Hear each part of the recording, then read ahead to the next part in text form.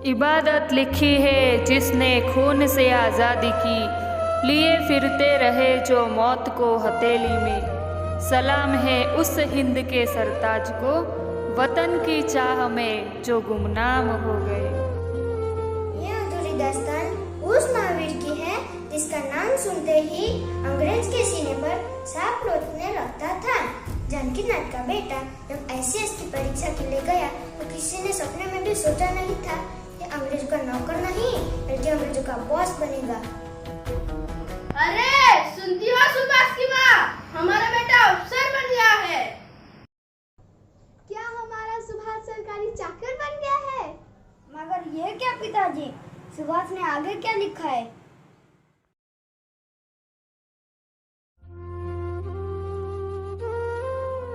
पिताजी, मैंने परीक्षा तो पास कर ली, मगर मन में एक दुविधा है कि मैं अंग्रेजों की नौकरी करके उनका गुलाम बनूं या मैं अपनी मातृभूमि को अंग्रेजों से मुक्त करूं। मेरा मन बार बार देश की स्वतंत्रता के बारे में सोचता है।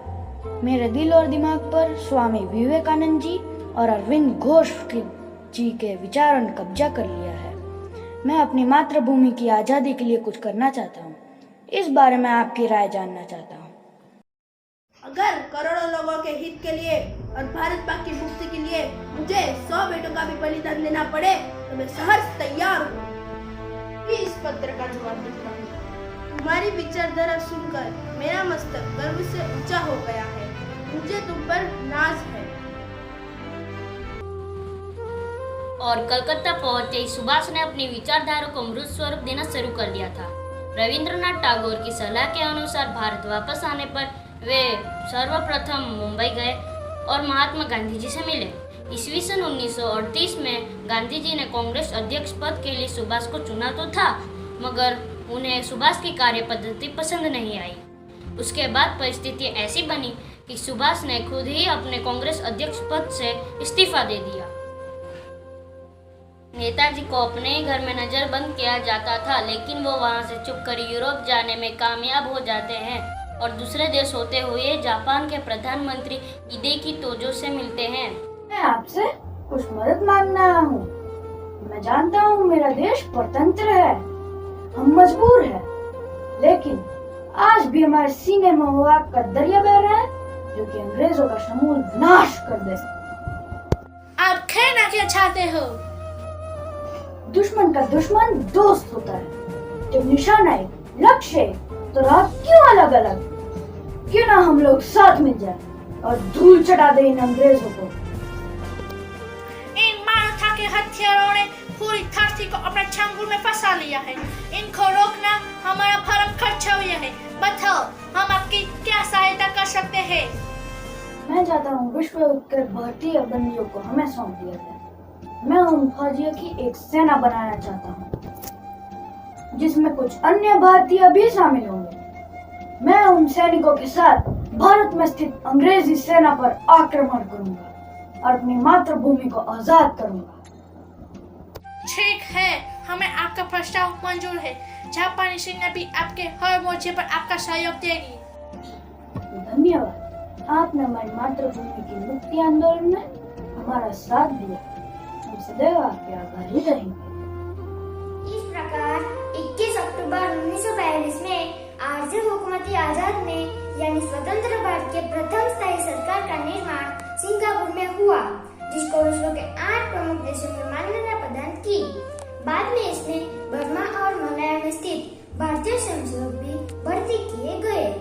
दिसंबर 1943 को आजाद हिंद फौज ने अंग्रेज शासित अंडमान और निकोबार पर आक्रमण कर दिया। भारत माता की जय, भारत माता की जय, वंदे मातरम, वंदे मातरम। अंडमान निकोबार पर जीत के बाद सुभाष ने वहां 30 दिसंबर 1943 को इन द्वीपों पर स्वतंत्र भारत का ध्वज लहरा दिया। जनरल लोकनाथन यहाँ के गवर्नर बने। भारत माँ के वीर सपूतों, आज हमने दुनिया के सामने ये साबित कर दिया है कि हम भारतीय भी किसी से कम नहीं। ये जीत हमारे पुरखों को श्रद्धांजलि है, जिनकी आंखें स्वतंत्रता की राह देखते देखते खुद अमृतमय में विलीन हो गए। आज हम सबके माँ बाप के सिर फक्र से ऊंचे उठ गए होंगे। इस प्रकार नेताजी के निर्देशों में मार्ग का दयाना सहित तथा निकोबार का दयाना स्वराज भी रखा जाता है।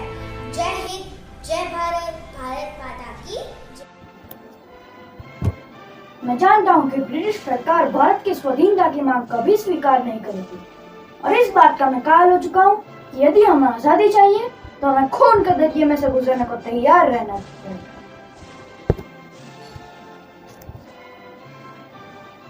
भारत की स्वाधीनता की आखिरी लड़ाई शुरू हो चुकी है।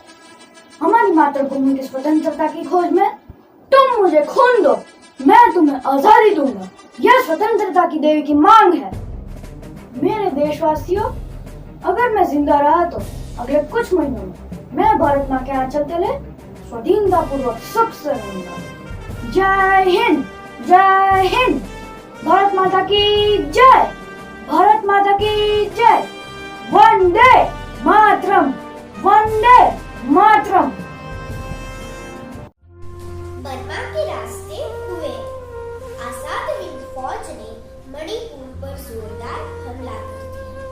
कई दिनों की लड़ाई के बाद मणिपुर की पूर्व राजधानी कांगला किले पर तिरंगा लहरा था। जय हिंद, भारत माता की जय। ये देश का दुर्भाग्य ही था, भगवान ही हम पर नाराज थे कि आज़ादी का संघर्ष ज़्यादा दिन तक आगे न बढ़ सका। दूसरे विश्व युद्ध में जापान की हार से आज़ाद हिंद फौज में हथियार और भोजन का अभाव हो गया। हारी हुई अंग्रेजी सेना को अमेरिका की तरफ से सहायता मिल गई।